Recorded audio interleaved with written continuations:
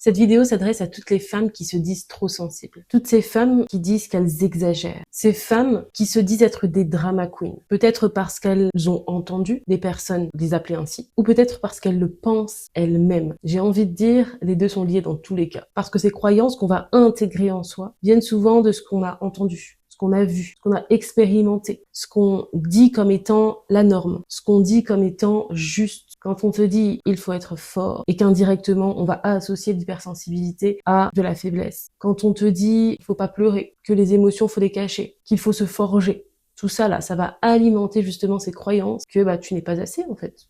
Alors aujourd'hui, je vais te dire que non. Non.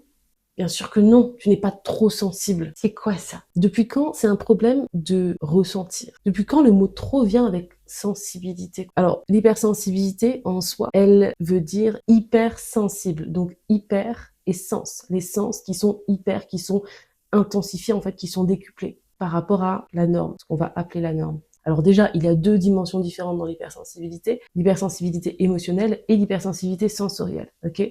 Mais ça signifie donc que être hypersensible, c'est un fonctionnement en fait. C'est simplement un fonctionnement, c'est pas quelque chose déjà qu'on va choisir d'être, ok? Et on est tous plus ou moins sensibles en fait.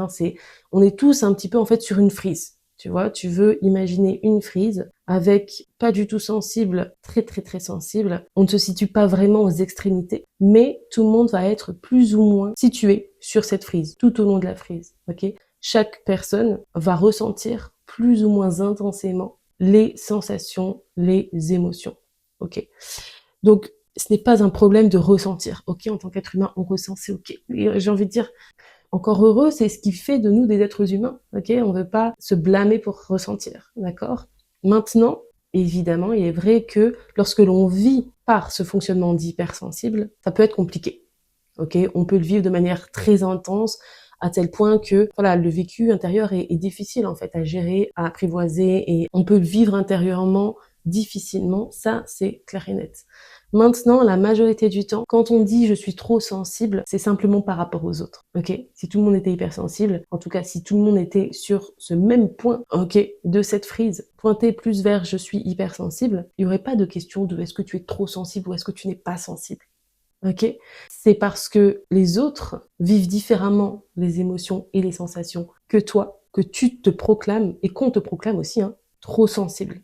Ok, c'est surtout en fait par rapport aux autres parce que ils n'expriment pas, ils ne ressentent pas et ils ne régulent pas de la même manière que toi. C'est ce qui crée cette différence. Et généralement, les personnes hypersensibles ont du mal avec cette différence. Ils aimeraient être moins sensibles, pouvoir être comme les autres, ne pas être justement différentes. Souvent, les personnes hypersensibles vont se sentir seules par rapport à ce qu'ils vivent en se disant, mais en fait, j'aimerais bien être comme les autres, quoi, parce que ça me bouffe la vie, ça me bouffe mon vécu intérieur, c'est trop, quoi. Et donc, comme les personnes ne vivent pas les émotions de la même manière que toi, eh bien, tout au long de ta vie, tu peux entendre des remarques comme, tu exagères toujours, arrête de penser autant, tu devrais moins te prendre la tête, ou encore, je pense que c'est une des pires, c'est pas un drame. Dis-moi en commentaire d'ailleurs, quelle est la pire pour toi? Donc, si ce n'était pas clair jusqu'ici, toi et moi aujourd'hui, on va déconstruire ces croyances-là qui disent que tu es trop sensible, que tu n'es pas assez, que tu exagères toujours, que tu devrais te faire plus petite, que tu devrais moins parler, que tu devrais avoir moins à dire en fait, tu devrais t'adapter. Stop, on veut plus. Ça fait combien de temps qu'on le fait ça? Ça fait combien de temps qu'on le fait? Que tu vas t'adapter constamment aux autres, que tu vas te plier en quatre, te recroqueviller, faire en sorte que l'autre personne ne soit pas dérangée par ta présence, par ton hypersensibilité. Combien de fois tu vas éviter des conversations de peur que ça engendre des conflits parce que tu exprimes une émotion? Combien de fois tu t'es senti non écouté, non considéré dans tes relations amicales, amoureuses ou même peut-être familiales, à l'école, au travail, tu vois? Donc, on va déconstruire tout ça. On va déconstruire ces croyances qui, sans que tu t'en rendes compte, vont maintenir cette suradaptation, ce besoin d'approbation, cette dévalorisation que tu as envers toi, ok? Parce que c'est justement le deuxième point. Les personnes hypersensibles, très souvent, et je le vois d'ailleurs en consultation, qu'elles vont constamment se dévaloriser. Constamment. Elles sont elles-mêmes leur pire ennemi. Et parce qu'on leur a aussi appris à se dévaloriser indirectement ou directement, dans la manière dont on a réagi par rapport à leurs émotions, par rapport à leurs ressentis, par rapport à ce qu'elles avaient à dire, ok? Lorsque tu vois que les autres personnes pensent A et que tu es la seule parmi 10 personnes par exemple à penser B, à exprimer B, à ressentir B. Mais évidemment que si tu pars d'une base de faible estime de toi-même, bah, tu vas continuer à te dévaloriser. Ah bah, c'est moi, je suis décalée, tu vas te sentir honteuse, tu vas te sentir à l'écart, différente, à côté de la plaque, tu vois. Ce sont vraiment des choses, des pires sentiments pour la personne hypersensible, quoi. Mais donc, ce que je t'invite déjà à faire, c'est vraiment important que tu puisses identifier et observer ton discours interne. Qu'est-ce que tu te dis tous les jours, de toi à toi? Parce que si on t'a habitué à te dévaloriser, encore une fois, directement ou indirectement, tout au long de ton enfance ou tout au long de ta vie, même si tu as 40 ans aujourd'hui, même si tu as 60 ans aujourd'hui, tu peux changer la relation que tu as avec toi-même. Ok? Et elle n'a pas à dépendre de ce que les autres pensent de toi. Évidemment, on est tous liés, d'accord? Le regard de l'autre nous est important en tant qu'individus qui veulent appartenir à un groupe social, ok? C'est pas tant une mauvaise chose, mais là, je m'adresse vraiment aux personnes qui mettent beaucoup plus d'importance au regard de l'autre, à ce que l'autre va penser, à ce que l'autre va attendre d'elle, qu'à ce qu'elle pense elle-même. Et donc là, par contre, c'est un problème parce que tu vas vivre ta vie selon le regard des autres, selon ce qu'on va penser de toi. Et donc, ta vie, en fait, tes décisions vont dépendre des autres. Et c'est pas ce que l'on veut, parce que ce que l'on veut, c'est une vie alignée à soi par rapport à ses besoins, ses valeurs, ses opinions, ok, qui ne sont pas ceux des autres, parce que tu ne peux pas être identique à une autre personne, même si tu essayes de l'imiter ou de combler les attentes qu'elle a par rapport à toi au maximum, tu pourras jamais vraiment penser comme elle pense et la satisfaire à 100%. Et c'est pas ce qu'on veut, c'est même pas ce qu'on veut. Mais donc, revenons ici au point principal que je voulais te partager, c'est vraiment, tu veux faire en sorte d'être ta meilleure amie. Tu veux faire en sorte d'être la personne qui te soutient, mais avant tout le monde. Avant tout le monde. Et quand je te dis te soutenir, ça veut dire être bienveillante envers soi-même. Ça veut dire t'écouter. Ça, c'est la base. Vraiment la base des bases. Ok? T'écouter. Parce que c'est en t'écoutant que tu entendras, que tu pourras considérer aussi tes besoins par la suite et vivre justement par tes besoins, par tes valeurs, par ce que toi tu penses, ce dont tu as besoin. Ok? Ça veut dire ne pas t'abandonner. Très souvent, on va avoir peur que l'autre personne nous abandonne. L'autre personne nous rejette. L'autre personne ne nous valide pas.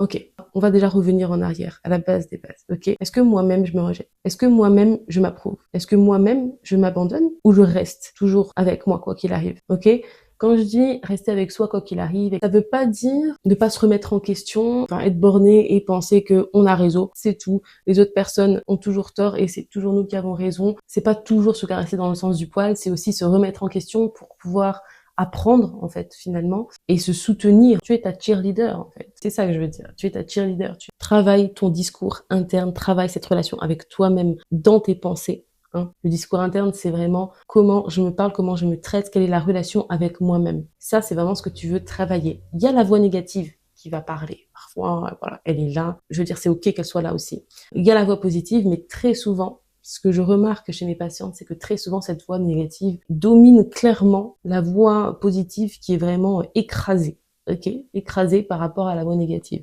C'est-à-dire qu'on l'entend presque jamais. Donc, tu veux lui faire de la place, tu veux lui faire de la lumière, tu veux l'écouter un petit peu plus, sans forcément que ça soit, faut absolument penser uniquement positif, pas du tout, pas du tout. Ça aussi, c'est une fausse croyance qu'on a et qui va te ralentir dans ton cheminement plutôt que t'aider, ok? Si tu as du mal à penser positif, pense plus neutre, ok? Donc par exemple, tu as l'habitude de te dire je suis nulle, j'ai que des échecs dans ma vie au niveau travail. Ok, comment je peux être plus juste avec moi-même? Bon bah c'est vrai que j'ai fait ça, j'ai rencontré telle personne qui m'a permis d'expérimenter cette situation professionnelle, j'ai acquis ces compétences, etc., etc. Tu vois, donc essaye de penser un peu plus de manière neutre. Donc ça c'est plus les pensées positives et alors pour trouver justement les pensées neutres, ça plus bon, si je suis objectif, on ne s'est jamais plaint de mon travail, ok? Si je suis objectif, c'est peut-être juste les exigences que j'ai de moi à moi qui font que je me sens nulle, ok? Sans forcément se dire ah je suis meilleure, je suis la meilleure dans mon domaine, etc., etc. Si c'est difficile pour toi d'envisager, d'incarner cette énergie, en fait c'est pas grave. Step by step, parce que si tu forces, crois-moi que tu n'y arriveras pas, il y aura toujours de la résistance et ça va plus te freiner que te permettre d'avancer. Donc step by step. Mais en tout cas, développe vraiment un discours interne bienveillant et soutenant envers toi-même. Et quand on parle de dévalorisation et de baisse d'estime de soi-même quand on est hypersensible, c'est justement en se comparant aux autres. Les autres sont meilleurs, les autres ressentent moins, les autres se prennent moins la tête, etc. Et ce qui va pas marcher en ta faveur ici, c'est que le cerveau va construire une partie de l'identité par la comparaison sociale. Tu vois, je t'ai dit, ce côté social, il est important. Pour bien vivre en société, en communauté, il y a quand même cet aspect social à prendre en compte, mais c'est juste que parfois et souvent, pour mes patientes anxieuses, hypersensibles, ce besoin d'approbation sociale est très très très présent et ça va être compliqué à vivre. Mais donc, comme on va se comparer négativement à l'autre, on va considérer la différence qu'il y a entre nous comme une mauvaise chose, comme un défaut, comme quelque chose à corriger. Ok, les hypersensibles très souvent vont vouloir ne plus être sensibles, vont vouloir ne plus ressentir autant intensément. Sache que la majorité des gens ressentent, même les personnes non hypersensibles, ok? C'est juste que elles ressentent différemment de toi. Elles ressentent les choses de manière moins intense, en fait. Elles régulent les émotions différemment, pas forcément mieux, hein. Peut-être qu'elles les répriment carrément, mais en tout cas, elles le vivent différemment de toi, d'accord? Donc on parle de fonctionnement ici. On parle pas de bonne manière de faire ou de mauvaise manière, on parle juste de fonctionnement différent, d'accord? Mais tu vas prendre cette différence comme quelque chose de mauvais. Mais encore une fois, c'est parce que la majorité des personnes à côté de toi et qui t'entourent ne ressentent pas aussi intensément. Donc évidemment, tu penses que c'est toi le problème. Mais c'est juste une interprétation. Ce qui va vraiment t'aider à sortir de cette croyance-là et à mieux vivre ton hypersensibilité déjà, c'est de comprendre que ton fonctionnement est différent, mais c'est pas une mauvaise chose. Ok? Au contraire, j'ai envie de dire, j'adore votre fonctionnement, pas parce que je suis hypersensible aussi, mais parce que je trouve que c'est beau en fait, c'est magnifique d'être sensible. Et c'est nécessaire dans ce monde, en 2026, ça a toujours été nécessaire, mais on le voit encore plus aujourd'hui que c'est nécessaire d'être sensible à la justice, sensible à ce qui est bon, sensible à la beauté de la vie, la beauté des choses. Ce côté intuition, créative, tout ça, on veut. Moi, je ne veux pas ne pas être hypersensible. Si je devais choisir, déjà à la base, j'ai pas choisi, mais si je devais choisir, je resterais hypersensible. Parce que ma perception par rapport à mon hypersensibilité est différente de la tienne par rapport à ton hypersensibilité. Ok? Tu la vois comme quelque chose qui te freine, comme une corvée, comme un fardeau. C'est une force. Moi, c'est un guide, c'est ma boussole. Ça, c'est clair. Donc, tu cherches à fonctionner comme les autres. On ne veut plus. On ne veut pas fonctionner comme les autres. Dans tous les cas, tu vas devoir mettre plus d'efforts et ça va pas fonctionner. Parce que ton fonctionnement n'est pas celui des autres. Ok? Tu peux apprendre à mieux vivre ton hypersensibilité et à apprivoiser tes émotions différemment, sainement et ne pas les subir, quoi. C'est possible. Mais tu vas dans tous les cas, toujours pas, à ce moment-là, vivre par le fonctionnement des autres. Ok? Simplement parce qu'encore une fois, le fonctionnement est différent et c'est ok. Donc ça, c'était la première conséquence. Tu vas vouloir fonctionner comme les autres. La deuxième conséquence de penser que tu es un problème, que ton hypersensibilité est un problème, c'est de masquer, minimiser ou étouffer ton hypersensibilité. Justement, tu vas te recroqueviller, ne pas vouloir montrer tes émotions, ne pas vouloir que ça te touche parce que tu sais à quel point ça te touche. Tu vas tout faire pour, encore une fois, fonctionner comme l'autre, donc ne pas vivre et ne pas montrer ton hypersensibilité. Sauf que ça, déjà, ça va pas t'aider à bien la vivre, bien au contraire. En fait, t'es en train de te dévaloriser, mais t'es en train de te rejeter. T'es en train de t'abandonner. Dire que tu n'es pas assez, encore une fois. Faire comprendre à ton corps, à ton système nerveux, à ton cerveau, que tu n'es pas en sécurité en étant toi-même. Encore une fois, c'est pas quelque chose que tu vas t'infliger consciemment. Tu as grandi comme ça, tu as évolué en pensant ça et par la manière dont on t'a traité aussi. Mais c'est important de conscientiser ça pour sortir de cette dynamique, de cette manière de vivre ton hypersensibilité. Et la troisième conséquence donc, c'est que tu t'éloignes de toi-même. Plus je m'abandonne, plus je m'éloigne de moi-même finalement, hein, plus je me déconnecte de moi-même, plus je dis oui aux autres, oui à ce qu'on attend de moi, oui à ok je dois fonctionner comme ça, oui à je réprime mes émotions c'est mieux, à l'hypersensibilité c'est faible, il faut pas ressentir. Plus tu te déconnectes de toi-même, moins déjà tu sais qui tu es et moins tu as facile à être toi-même. Tu sais pas qui tu es, donc d'office tu ne sais pas être toi-même. Tu n'as jamais appris à être toi-même et à te sentir en sécurité en étant toi-même. Donc plus je dis oui à l'autre, plus je me dis non à moi et c'est la pire des conséquences de se déconnecter de soi et de vivre une vie qui correspond plus à ce que les autres attendent de moi que ce dont j'ai vraiment besoin et ce dont j'ai vraiment envie de vivre, tu vois. Donc j'ai envie aussi de te dire que si tu étais seul dans la forêt, ok, si tu vivais seul dans la forêt, tu ne serais pas trop sensible. C'est aussi et surtout parce que tu es face à des personnes. Alors le but c'est pas de blâmer les autres particulièrement, hein, ils y peuvent rien s'ils sont pas hypersensibles non plus. Mais ce qui ne t'aide clairement pas, c'est le fait d'être entouré de personnes qui vont justement dénigrer cette hypersensibilité qui est la tienne. Ok, ça c'est une des choses que je veux que tu retiennes. Deuxième chose, le problème n'est pas ta sensibilité, mais le référentiel avec lequel tu t'évalues, la norme avec laquelle tu t'évalues. Si tu te réfères à une personne qui n'est pas hypersensible, tu ne feras que te dénigrer parce que tu veux fonctionner par un fonctionnement qui n'est pas le tien. Troisième chose que je veux que tu retiennes, c'est que tu ne souffres pas d'être sensible, tu souffres plus d'être différente. Alors, l'action que je vais te donner pendant une semaine, à chaque fois que tu penses « je suis trop sensible, j'exagère, je suis une drama queen », demande-toi vraiment par rapport à qui je suis en train ici de me comparer. La réponse, on la connaît, ça sera les autres. Est-ce qu'on a le même vécu? Est-ce qu'on a le même fonctionnement? Est-ce qu'on a les mêmes valeurs? Est-ce qu'on a les mêmes besoins, les mêmes opinions? Est-ce que je veux être cette personne? Sois la plus honnête avec toi-même en répondant à ces questions. C'est en étant honnête avec toi-même que tu pourras par la suite vivre ton hypersensibilité différemment aussi et en tout cas mettre en place des choses qui te correspondent davantage à toi. D'accord? Donc observe vraiment le fait que tu es en train de comparer deux fonctionnements totalement différents. L'un n'est pas mieux qu'un autre, mais les deux sont importants. Alors garde-la, ton hypersensibilité.